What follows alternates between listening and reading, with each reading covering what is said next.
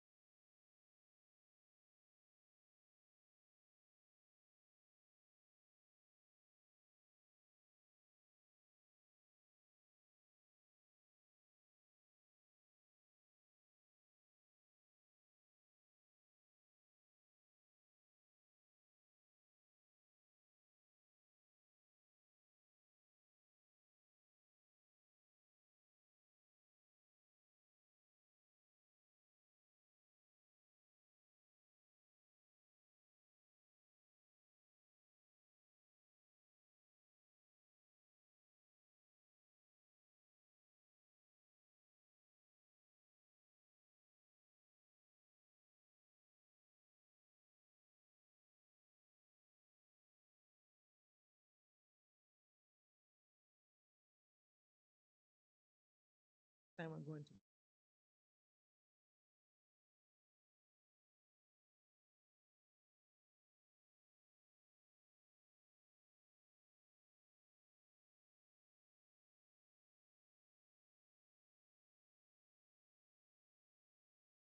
Robinson? Here.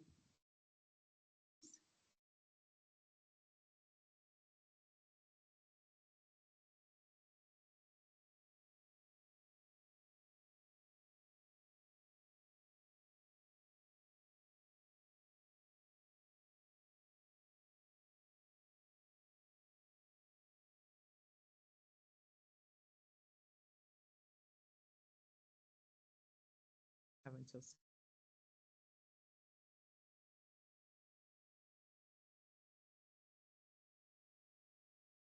pledge and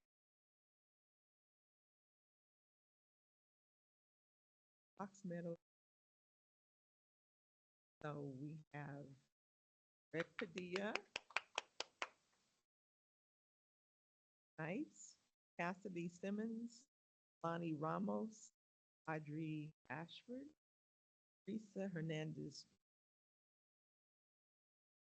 Megan Roberts, Arsenal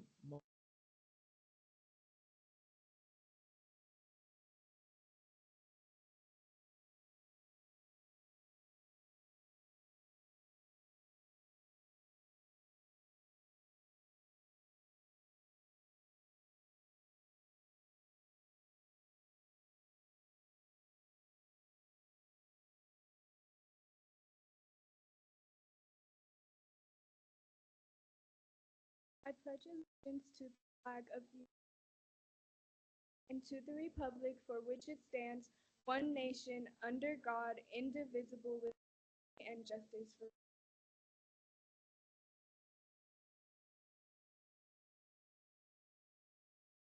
District's two mission is to graduate college and career-ready students with skills, attitudes, and behaviors to contribute to the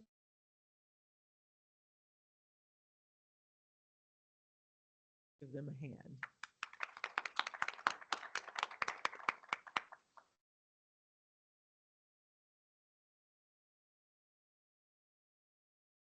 So we're going to item number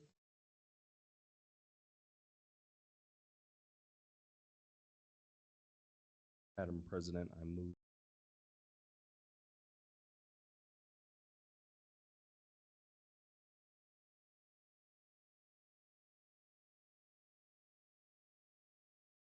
second, and Ms. Salazar.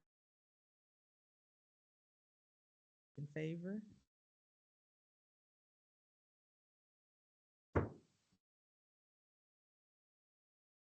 So sorry. Let me step back. I have a motion.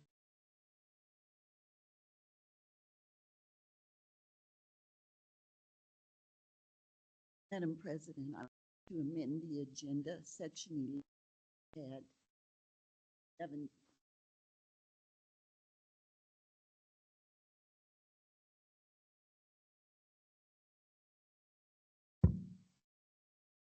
Item.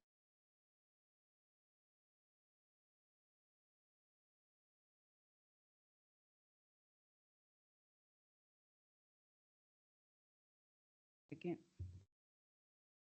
Favor? Aye. Aye. Now we have. Right.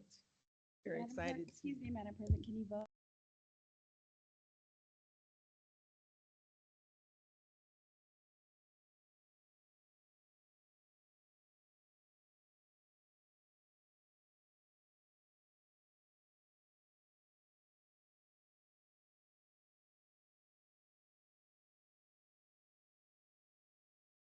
Aye. Aye. Aye. Aye.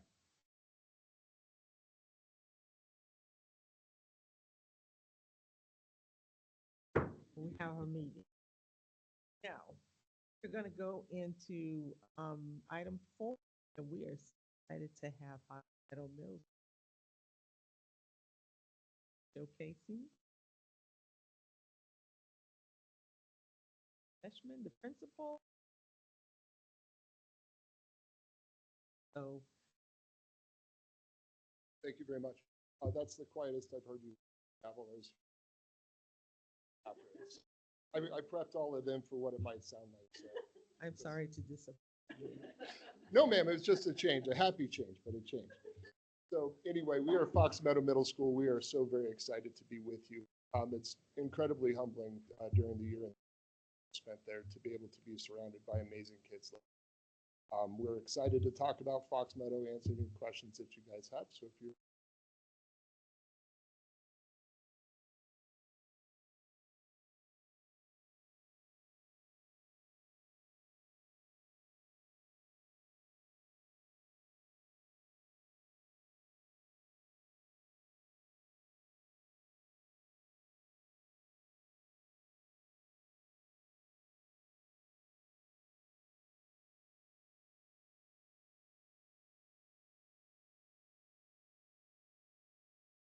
Character.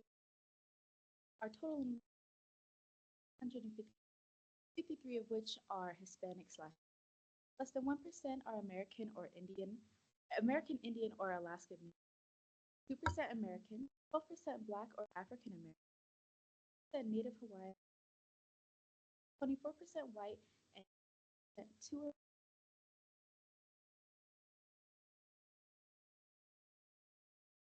6 of us are part of gifted education, 22% of us are part of special education, 16% of us are culturally and linguistically diverse education, 11% of us are non-English proficient, and 5 of us are limited English.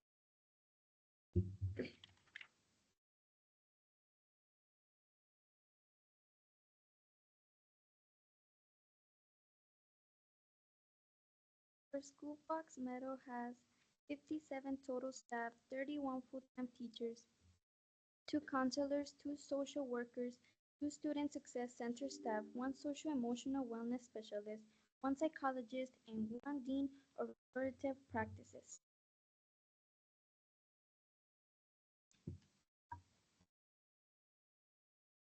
How Fox Meadows supports students, Deanna supports the students. The administrative support supports the students by fostering a safe and welcoming environment for stakeholders, partners with students and staff and families through regular and clear, while supporting them in times of transition, both from and equip staff and families tools needed to be successful.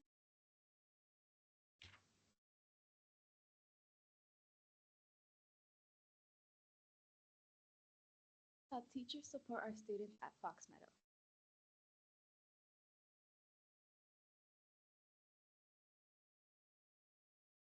Teachers support our students by providing learning and support in the classroom, utilizing scaffolding and best practices to support students. They offer appropriate and timely feedback to reinforce students' and encouraging student success.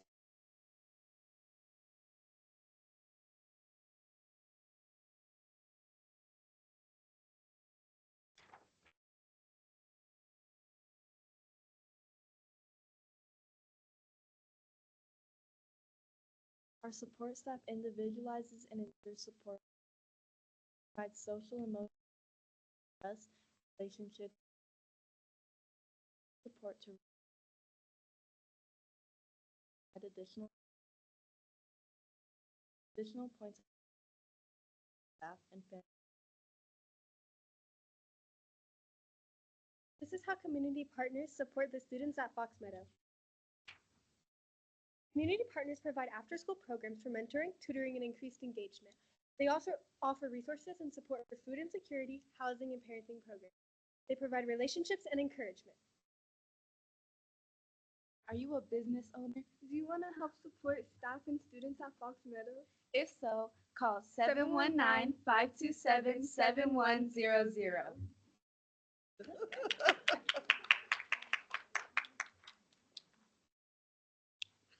This is how our families support Fox Meadows. They collaborate with school staff to provide information about their student and to give feedback, establishing clear and realistic expectations for academic growth, behavior, and responsibility. Our families stay informed and participate with our school.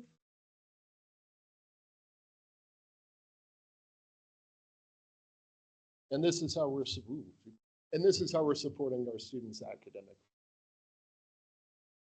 As you guys know, we are on improvement status right now. It's something that we are fighting hard to maintain. We're currently going through a lot of our systems next year through our block schedule, which Mr. Cooper will talk to you about in just a minute. But we're close, and we're fighting to stay above that threshold. So we come to you today with lots of opportunities for growth, celebrating our successes. So what you see now is our ELA data. It is our 5-year trending data. It's our whole school, but it's also our disaggregated data broken down for all of our learners at Fox. You can see there were some positive trends, and there's definitely room for improvement. Some of the things that we're looking forward to next year to address some student skill deficits and some growth opportunities, we're shifting to a block schedule. ELA specifically is going to be double blocked. They're going to have an hour of core instruction. Then they're going to have 40 minutes of targeted interventions and extension activities. They're also going to be double blocked, meaning they'll have ELA every single day to increase that seat time and increase that exposure. Similarly, with our math data, you see that it is trended downwards and started to stagnate out. That is also going into that double block. So we first started with thinking about math, knowing that we need to have that, knowing that math scores have trended downwards across the district as well as across the state. One of the ways that can benefit with that double block is ensuring that all students have an intervention. So in that second half, whether they be an advanced student, a student that's in the red, they have that extra math that they need that's on their level that's going to get them where they need to be. Our access data, so this is our multilingual learners. These are our kiddos that take access. We don't have the 5-year data because of how the test has shifted over the last couple of years, but you can see that same stagnation, which tells us we need to do some different things. It's why we're super excited about the double block next year for ELA and math to really target the learners who need additional supports and be able to provide extensions for learners who are ready for new opportunities.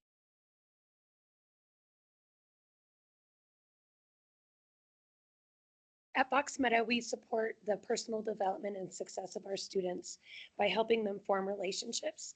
We give them opportunities to form relationships not only within our building, but with our partners that come in and work with our students. We have from the Big Brothers and Big Sisters group, they come in and do our STARS group. Our Dime Ladies come in and support our group of girls about once a month.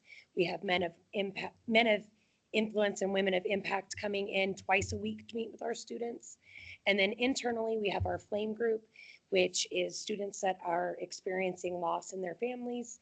Our Journeys of Hope group is a group that's targeted specifically for our students that have been on an immigration journey, and an anger management group that targets different groups of kids supporting learning how to work through just in general. And then we support them with learning and growing in empathy with restorative circles and restorative projects when things have gone wrong and give them the opportunity to build a way back. Through personal responsibility, they have the opportunity to complete community service projects within the building to give back to their community. To grow in integrity, we focus on social and emotional learning, and we use our pause store through our PBIS intervention supports and students.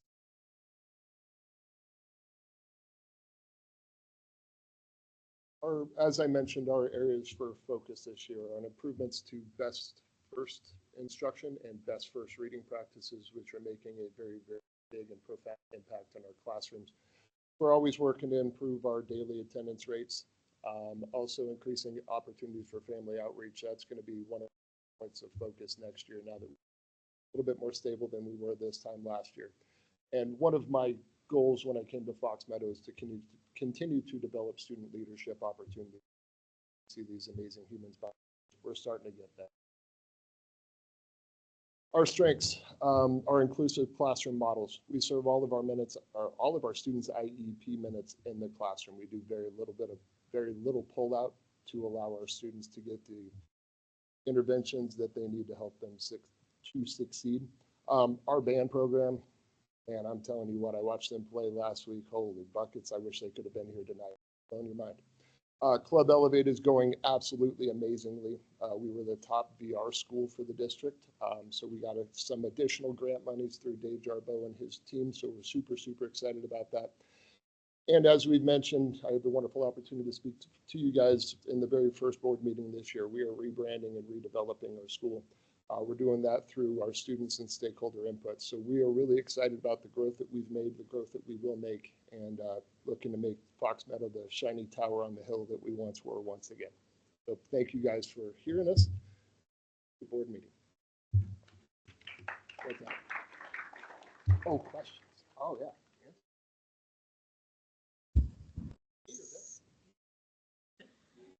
It was so much easier when it was going to be them.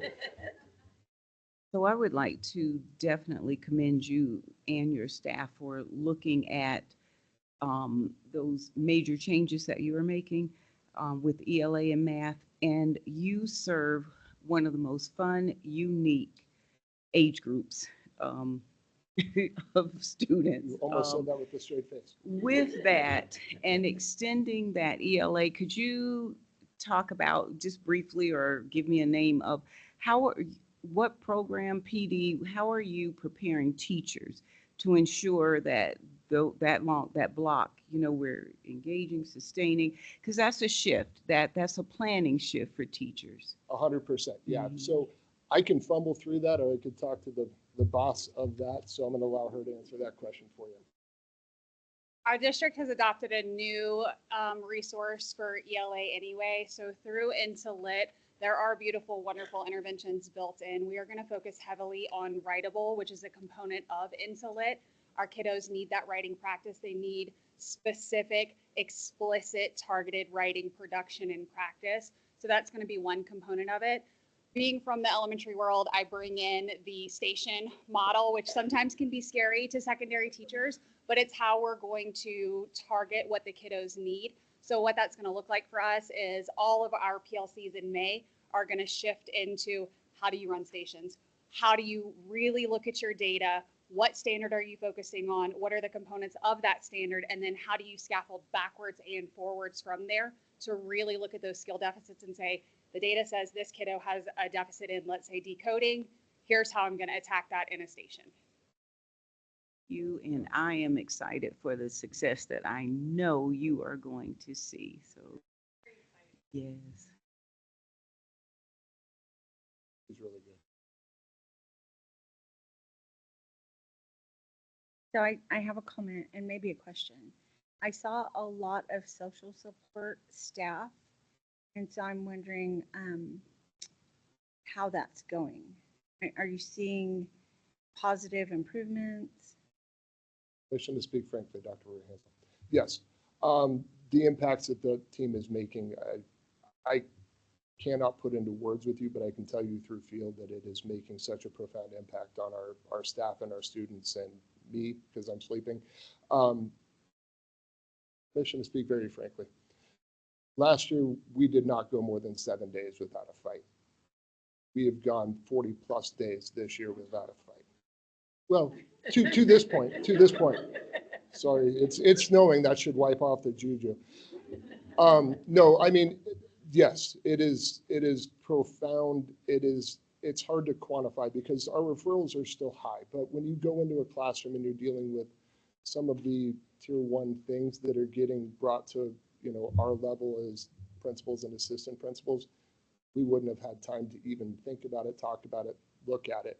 This year, because of that group of support staff, we absolutely do, and they are taking care of so many things and running around like crazy and doing restorative circles with our students daily, restorative circles with our students and our staff daily, in terms of just developing those things and letting teachers hear what kids' experiences are, where that was not a strong point or something that we were doing last year at all. We were just trying to get to tomorrow, frankly. This year, because of that group, because of the team that we've been able to assemble, we are absolutely having those conversations. And I can look to my kiddos because they feel it. Would you guys agree? Is it way different? And I will just, if you haven't been there, it's hard to describe, but I will say the focus at Fox Meadow is on learning for the first time that we've seen for a while. Before it was on survival, and the kids told me that, the staff told me that. I was there and I had a special friend say some choice words. So Ms. Hollier and I did a restorative with me and my friend. But that talks about the culture, is we're not just gonna let it go. They're not just gonna run hallways. It used to be, and this is not made up, but it used to be that the kids didn't go to class or they were just in the hallways. And some of our best students felt like they couldn't learn because other behaviors were distracting them. And now the focus is on learning and everyone is engaged in their classroom doing what they need to do. It is a night and day culture just from last year to this year, but from this year to 2 years ago, it doesn't even look like the same school. I just want to say thank you because I was your board member last year, and I think you're pretty new to the district, but you were very determined to make a difference in the lives of our students. So I appreciate you. I appreciate all of your work and everything that you've done this far. Appreciate that, but yeah, I definitely want to take the kudos, but it is truly our team. I mean, as you can see from the group that is here and the group that you got to meet last year, it is everybody and it takes a village and it's working. So while I appreciate that directed at me, it is truly at everybody else. Thank you.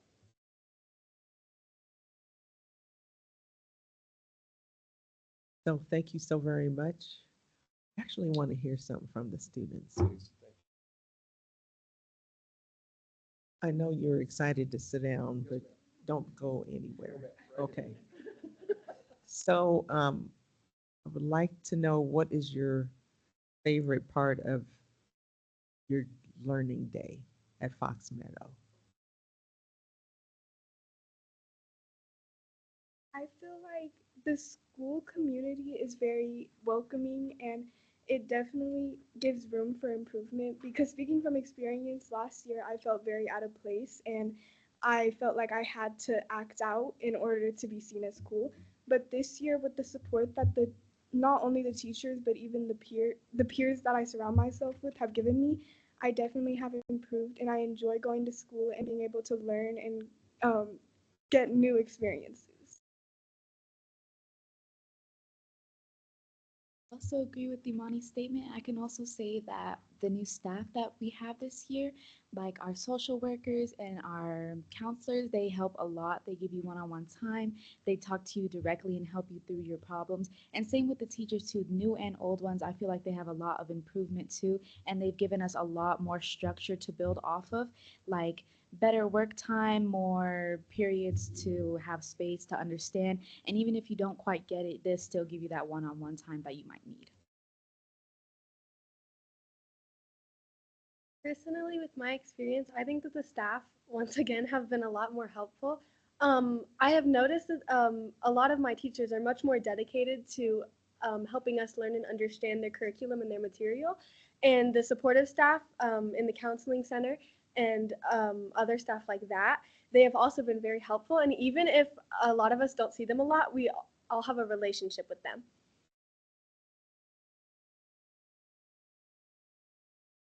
I think my favorite part is the fact how, like Reagan said, even if we don't see him a lot, we're still connected as a school, as yeah, like a school. And to be honest, that's amazing to me because in the previous years, it felt it was kids who would lash out or something, and then kids who had to sometimes bear that. But this year, with the new stu- with the new teachers and some of the new ways they teach, which can both be fun, interactive, and also educational, it feels like we're all connected.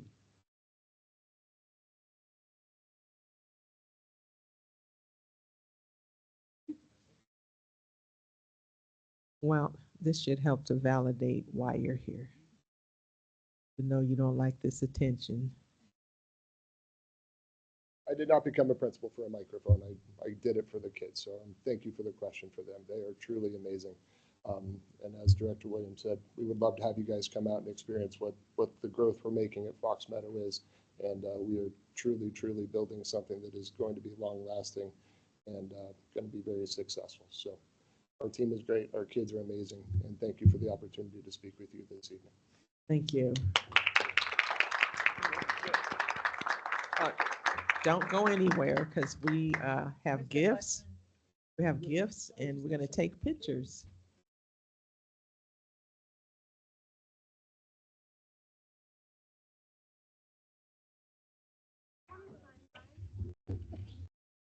If anyone who's here from Fox Meadow, if you're a parent, a staff member, please come up for a picture because we want to honor the whole Fox Meadow family.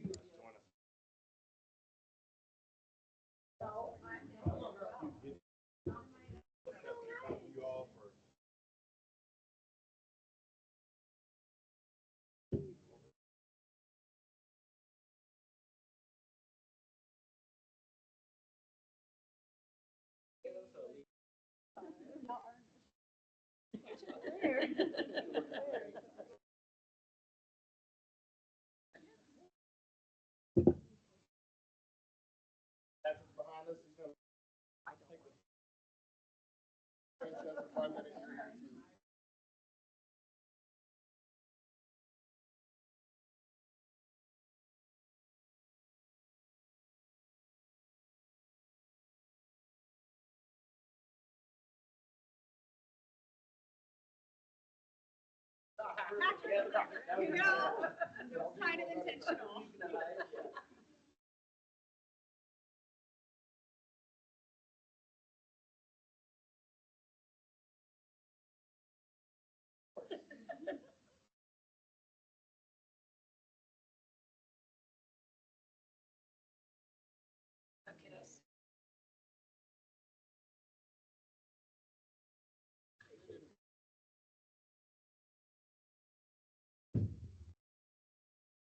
You can hang out another hour and a half of fun.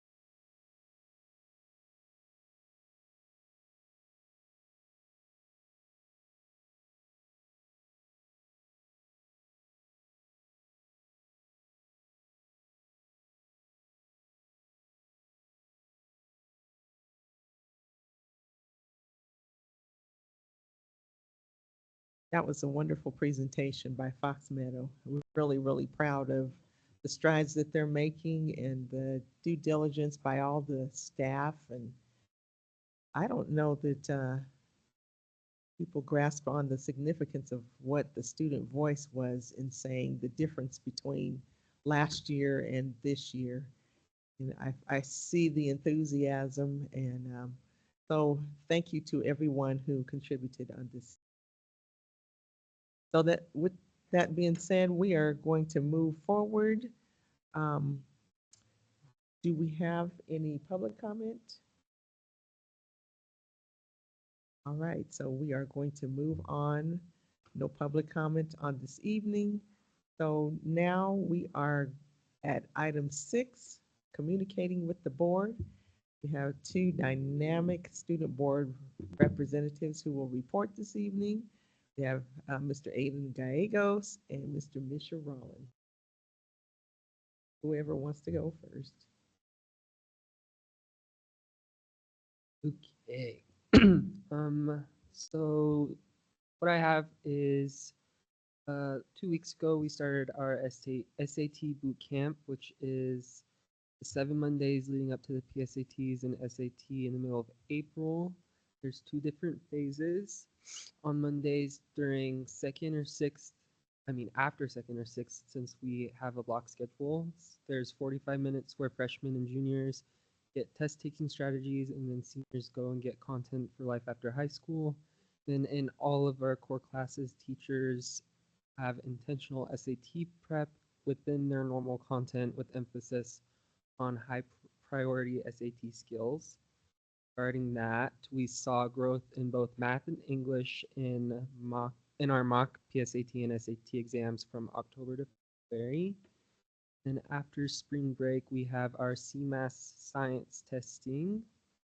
And we also had another College Board visit evaluating our pre-AP, which Miss Rachel Loffer participated in. And 2 pre-AP reps shared the strengths and areas for improvement, and we're pleased with the holistic rollout of pre-AP. And last night, girls soccer beat Atlas 3-1.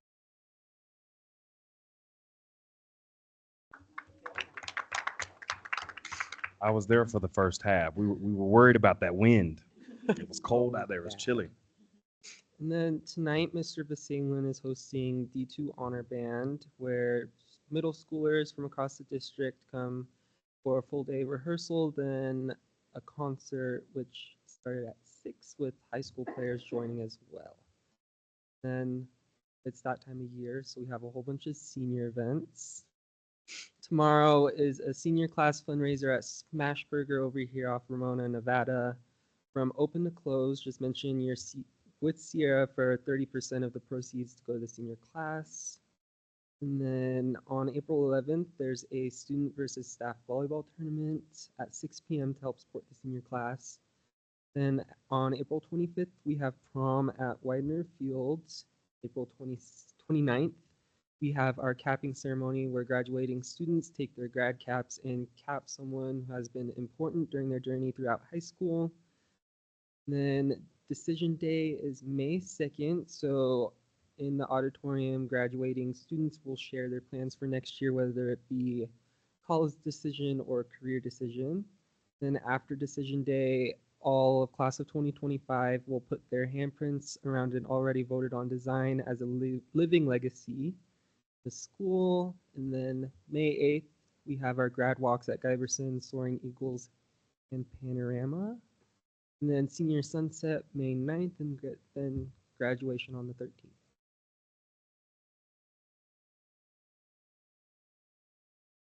You.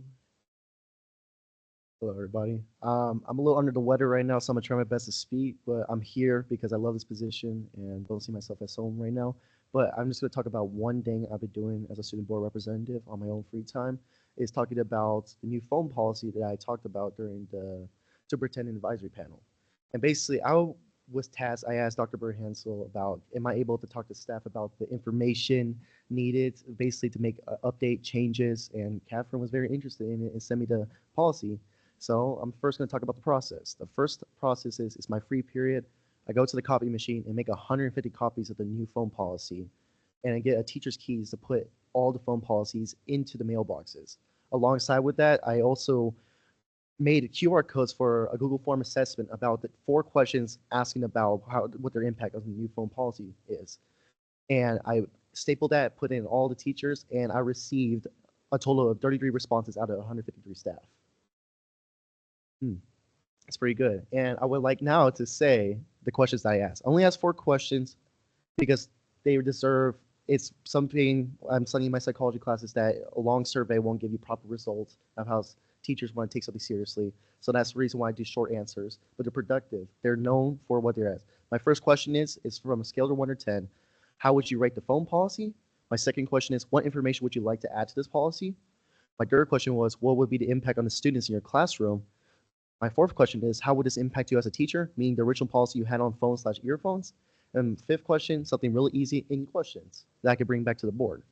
And with a total of 33 responses, I would like to tell you the central tendency. The average rating for a scale of 1 to 10 is 7.70 on the new phone policy that they read in overview.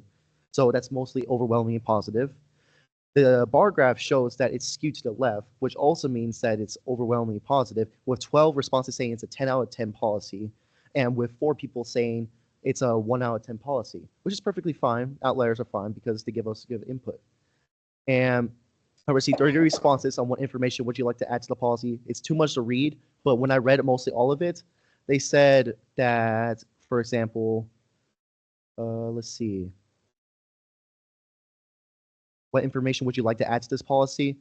He says, put out a site for entire blocks, informing parents proactively so that students start receiving phone calls from parents during class, when and how to use phone in classrooms, only during lunch, appreciate the restriction of cell phones. So mostly teachers were positive about the new phone policy because they want students to learn and they're there for a reason, and that's what D2 is all about. And what would be the impact on the students? Everybody said they would be a lot more engaged, only positive, actual learning will likely happen, and we're going to create stronger leaders, stronger leadership, and more creative minds. And then for my third question, how would this impact you as a teacher, meaning the original policy you had on phones and earphones? Most of the teachers that responded saying that they have already had phone policies, but this will help give them a secondary step to make sure that it's fulfilled and everything. And also some people answer the wrong question, says kids pay attention, but that's still really good though. Love feedback. And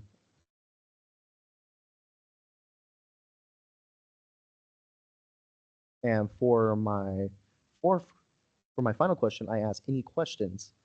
Most of the people didn't have questions, but I would like to send this form by email so you can guys overview it because it's a lot of information and I'm not trying to take too much of your time, but I just want to give you a quick summary about the representative notation that I've been doing outside board meetings.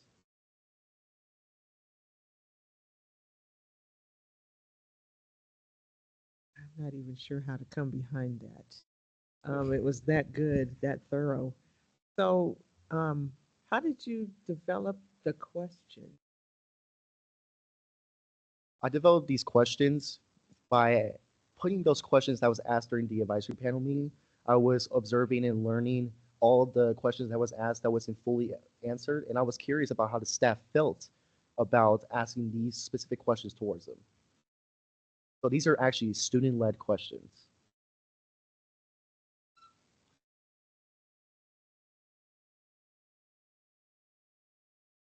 I just want to thank both of our student board reps for giving us wonderful, very detailed updates, and I'm looking forward to seeing what we can do with your research.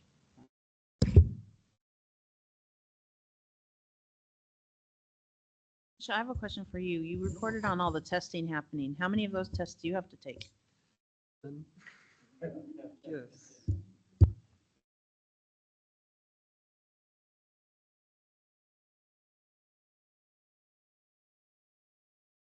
You guys like just impress me every single time. It's good to have seen Misha grow from being a junior and now you're graduating, and Aiden, you're filling in the shoes. As it's just an easy transition. I don't see any lag in student board representation, and I know you're going to usher in the next junior student board rep the same. And so I'm just proud to see the growth that Misha has gained. And like I said, Aiden, every time you open your mouth, you just more research. I love that you love to dig and data dive, and I'm looking to see where you go. All of that is going to be very, very enlightening, I believe, because just to hear a youthful voice say some of the things that bring to the table. These were student-led questions. You felt that they weren't answered, and so you went for looking for the answers yourself, and that's very impressive. So I commend both of you, and I'm waiting to hear about that acceptance letter to you know where, Misha. Yes, excellent job from everyone, and thank you so very much. So we are going to go to item 7, which is employee recognition. So, sure, Dr. Birhanzel is wondering what in the world is this supposed to be?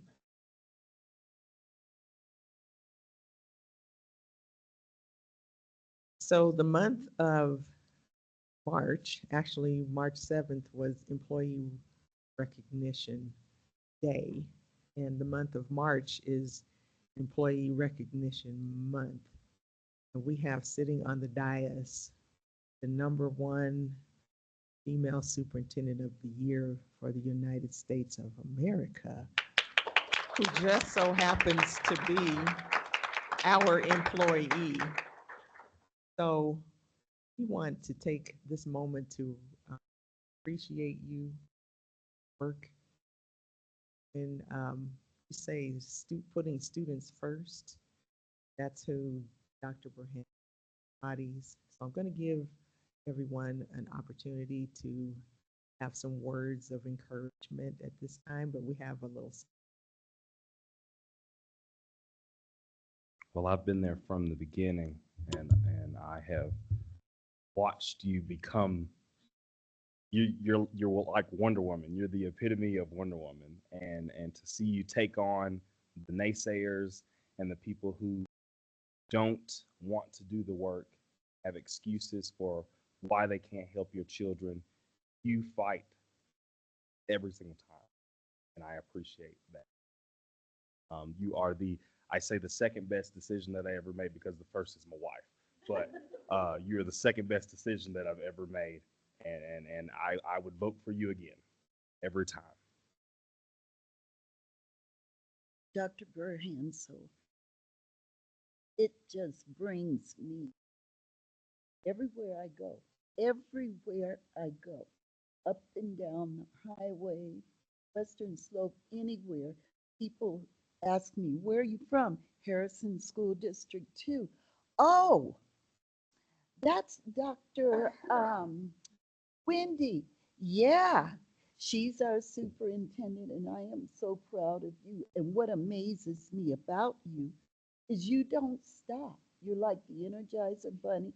She wants to take on more, do more for our students and for our district. Thank you so much. I'll jump back in.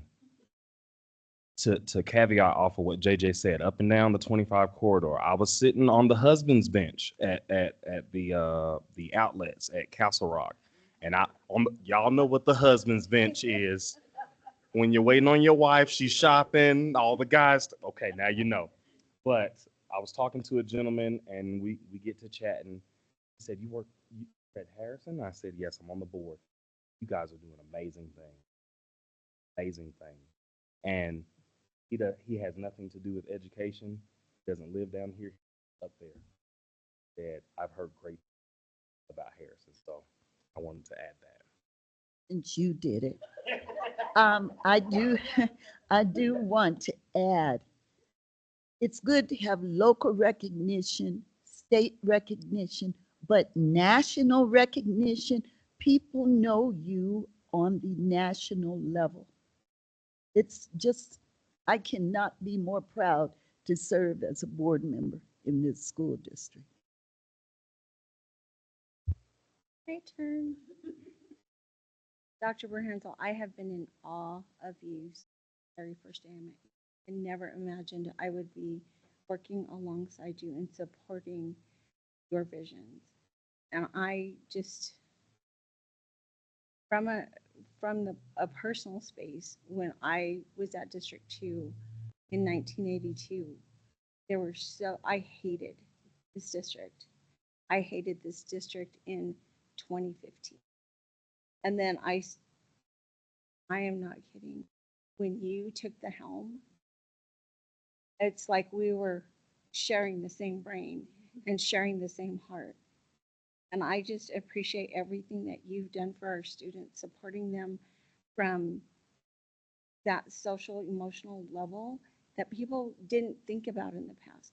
Kids can't learn if they're not in an environment where they can thrive, whether it be home, whether it be in the community, whether it be in the school. And you took all of that on.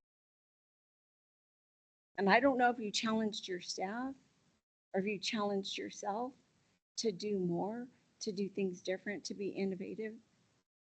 But I will tell you that I am so proud today to be D2. Have never been more proud of this district than I am today. I appreciate you beyond even what words can say.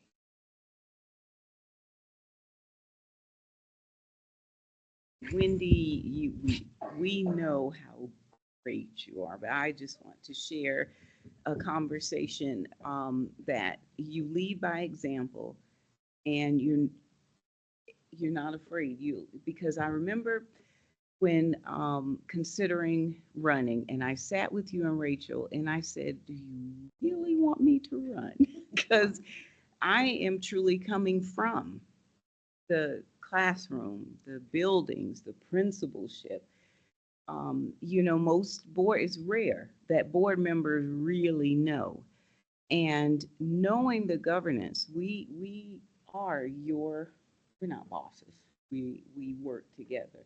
But knowing that, you did not hesitate to say, yes, yes, we want you, we need you. And I don't know if you remember that, you and Rachel, but I thought, well, oh my goodness, you are the Wendy from way back in Wildflower and Centennial when we used to visit your school. You share your knowledge. You are an anomaly.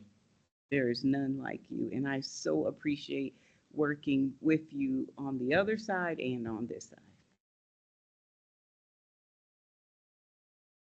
I dare not close without allowing our students to say something.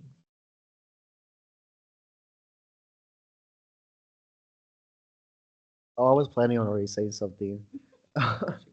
Well, Dr. Birhanzel, you're an amazing person, first of all. Your advocacy towards student leadership is phenomenal. I've not seen it in other districts. I've not seen it with any other of my friends, like a D3, all that.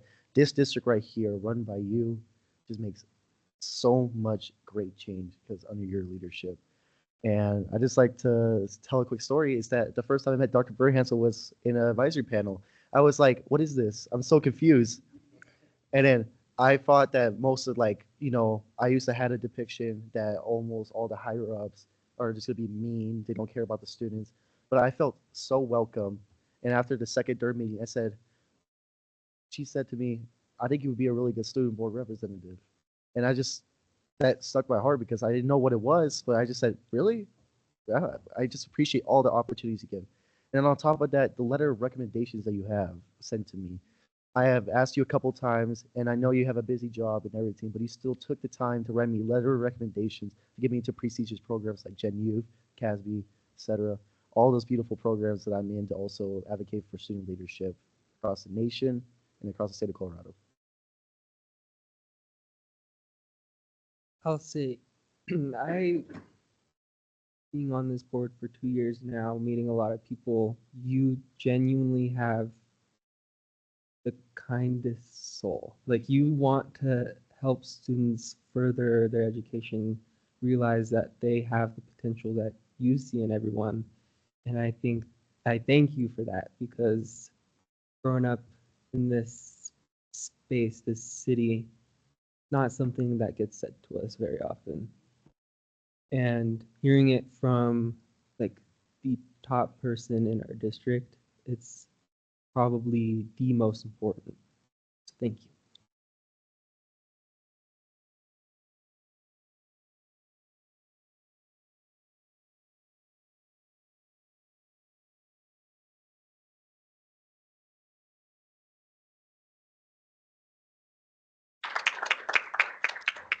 But wait, there's more.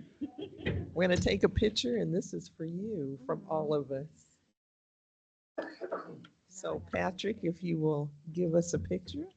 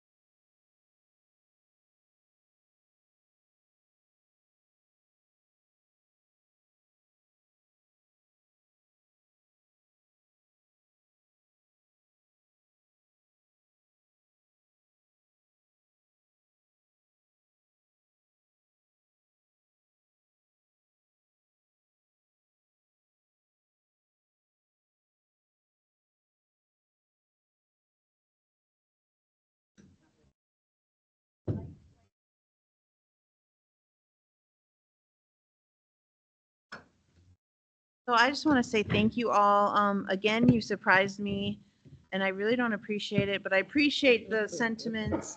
I think it's obvious I love what I do. I don't go to work. I get to do what I love in life.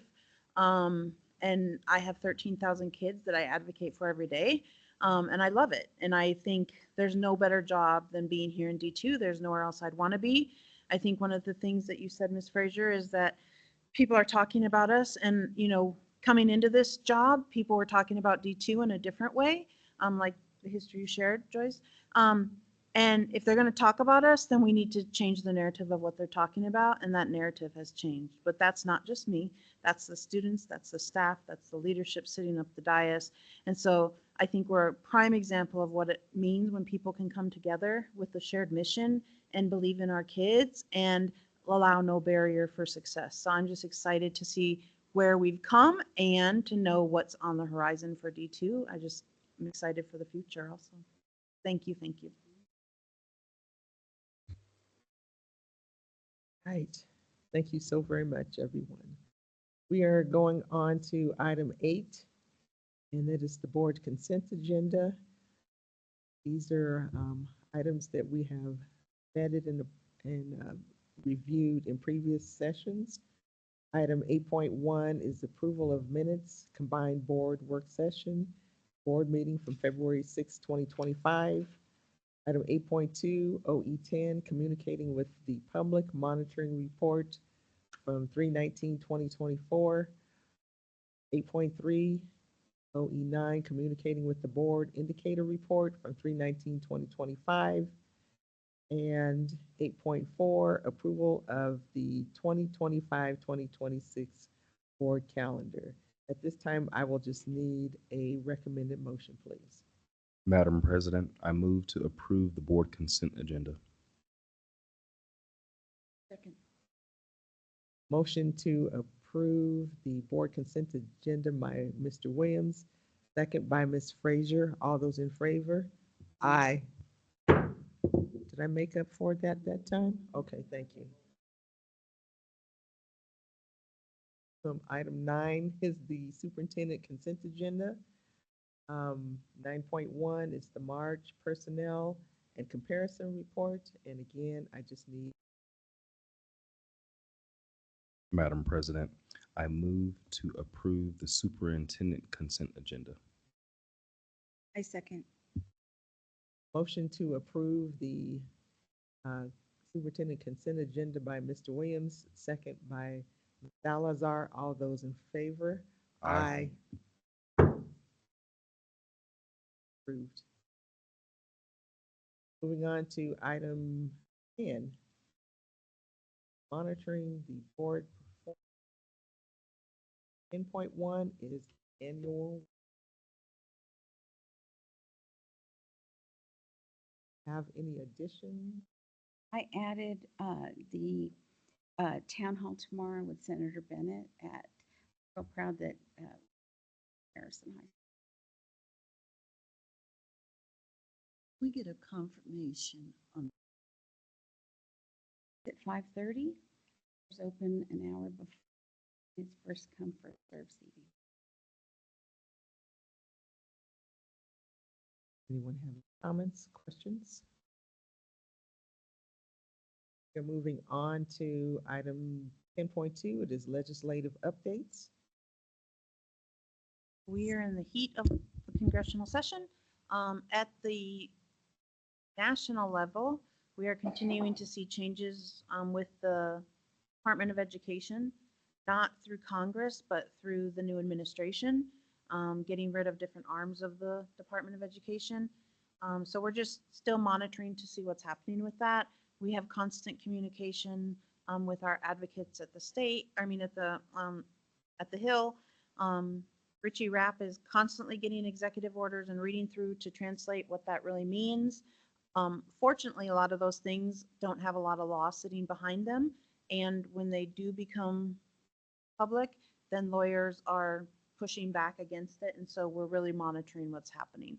At the state level, as you know, the state is upside down with financing, 1.5 billion. So we are working with the School Finance Act. We were very excited that Ms. Arcarice got to sit in the room or got to have feedback with the actual decision makers from Joint Budget Committee to express our concerns with what they were planning to do. They're supposed to drop a bill tomorrow on what it's going to look like. It is better than what we predicted, but it's still not fully funding education. And so, again, it goes back on what we agreed to with the governor in November, but it's better than what we thought 2 weeks ago. So that's where we are there. There's 2 seclusion bills up that staff will be up at the Capitol sharing insight on. One bans seclusion altogether, which is very dangerous as a practice because that's when you start seeing injuries to other students, other staff, self-harm. And so we are supporting the bill that allows seclusion after a level of other things you've tried with the training, with the trying to de-escalate. So that is our practice right now in D2. And so that bill really would support. They've written that bill a lot with our SPED department of what we do, and they want to make sure other districts follow what we do because what we do is ideal for what you should do there. And then finally, my favorite accountability bill. It's now not 108 pages, it's down to 62. But we added amendments and it's about back up to 100. So testified last week. I've talked to 3 legislators on the Education Committee this week just to answer questions since I had to got to chair the committee. And we held it over intentionally last week so that we could get more information and clarify the fiscal note. The fiscal note was done totally by CDE, and I had some reservations about what they overestimated and how much it would cost. So we are redoing the fiscal note of reality of what it would cost, and it should be up for vote either next week or the following week in Education House side. Then it goes to the Senate. So again, we have our alliance call every Thursday. Ms. Arcarice, Ms. Richie Rapp, and myself are on that, talking with our lobbyists and giving feedback. The busy time at the Hill.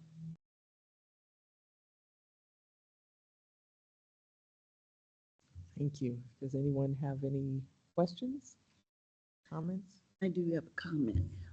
This Friday, March 20th and 21st, okay, yeah. I'll be in Denver with the Colorado Association of School Boards, and we will be going through each one of the bills that are coming forward, and I'll also bring something back. But we're monitoring a few of them very closely. Thank you, Ms. Ray. So with that said, we are now moving on to item 10.3, and this is board updates. So if any board members have any updates that they would like to share, free to speak at this time. I do not have any.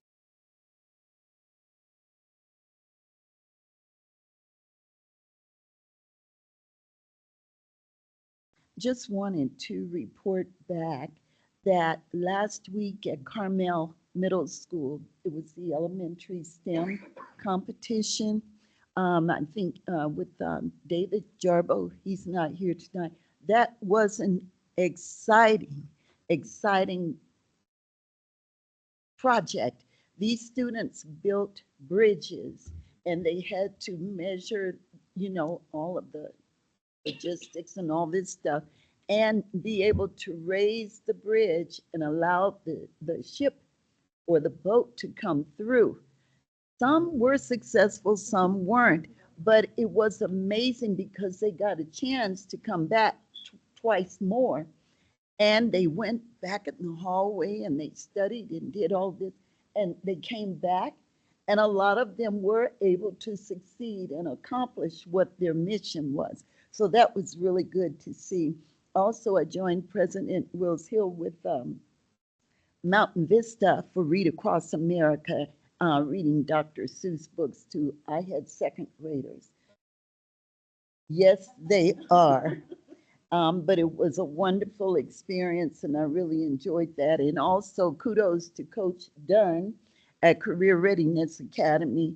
The school had a very successful cultural career night and there were all different ethnic foods, plus there was entertainment. And Coach, I think the mariachi band came from another school district. Yes, yes, they were outstanding. And we had several vendors. So CRA, you're doing it. And I was really glad to participate. Thank you. I can comment on the STEM award ceremony. Mount Vista swept first place in almost every single category. And I believe there were three awards. One was ingenuity, creativity, and operation, how the bridges operated, and Mount Vista swept. Yeah, they were at all girls, all women, future female engineers. Yes, yes. And I'm not going to repeat what has already been said, but I will say in the Dr. Seuss Read Across America, I purposely selected the kindergartners because they are the most genuine and honest people on the planet. If you want to know, am I right, Dr. Pam? Just ask a kindergartner and they have no problems with volunteering. No filter. But I will say my crowning achievement at the end of my experience, I had one of the students come up to me and gave me a big hug and said, "I like you."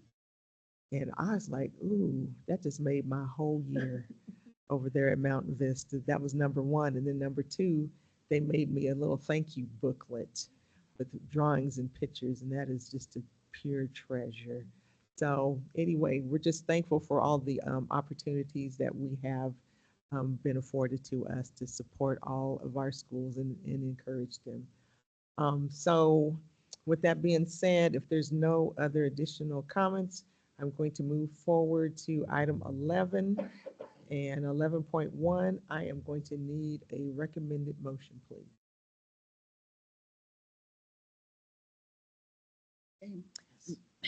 Madam President, I move that we go into executive session as authorized by Colorado Revised Statute 24-6-4024A to discuss property transaction related to 2550 Dorset Drive and the development of Wendy's Village. In attendance, Superintendent Dr. Wendy Birhanzel, District General Counsel Catherine Ritchie Rapp, We Fortify Attorney Mr. David Neville, Assistant Superintendent Dr. Michael Claudio, and Public Information Officer Christine O'Brien. I also move that we go into executive session. Hold on. As authorized by Colorado Revised Statute 24-6-4024B for legal advice regarding board member conduct. In attendance, District General Counsel Catherine Ritchie Rapp, The following board members will be attending the executive session: myself, J.J. Frazier, Dr. Pam Robinson, Joyce Salazar, Corey Williams, and Michelle Wills Hill.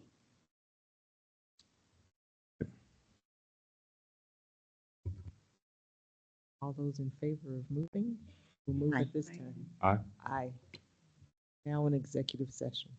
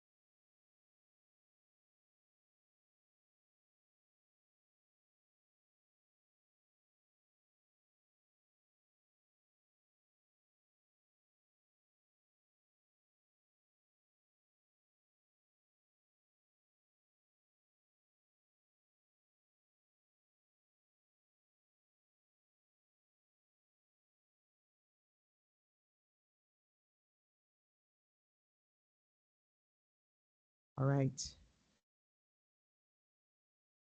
Let the record reflect that we are coming back from executive session. The time now is 8:06 p.m., March 19th, 2020. Right now, I just need a recommended motion. Madam President, I move to reconvene after executive session. Second. Motion to reconvene the board meeting by Mr. Williams, second by Ms. Frazier. All those in favor? Aye. Meeting is reconvened. We are moving ahead to item 11.3. It is matters reserved for board action. I just need a recommended motion at this time. Madam President, I move to approve the contract between Harrison School District 2 and We Fortify for the lease of land located at 2550 Dorset Drive for the purpose of building Wendy's Village. Second. Motion to approve the contract between Harrison School District 2 and We Fortify for the lease of land located at 2550 Dorset Drive for the purpose of building Wendy's Village. Motion by Mr. Williams, second by Ms. Salazar. All those in favor? Aye. Item approved. Madam President, if I might add that the board reconvened after 55 minutes in executive session, and that has to be on the record. Thank you, Mr. Williams. Appreciate you. We are going to item 11.4. That is reserved for board consideration to take action based on board member conduct.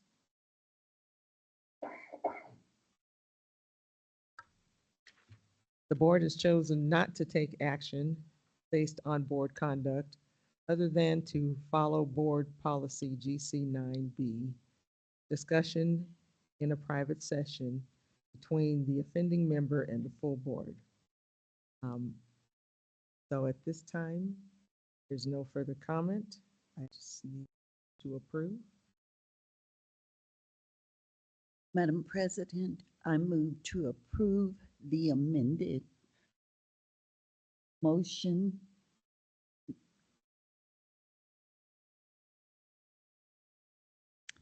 Madam President, I move to approve the amendment to the motion per board policy GC9B, discussion in a private session between the offending member and the full board. Second. Motion to approve the amended motion by Ms. Frazier, second by Mr. Williams.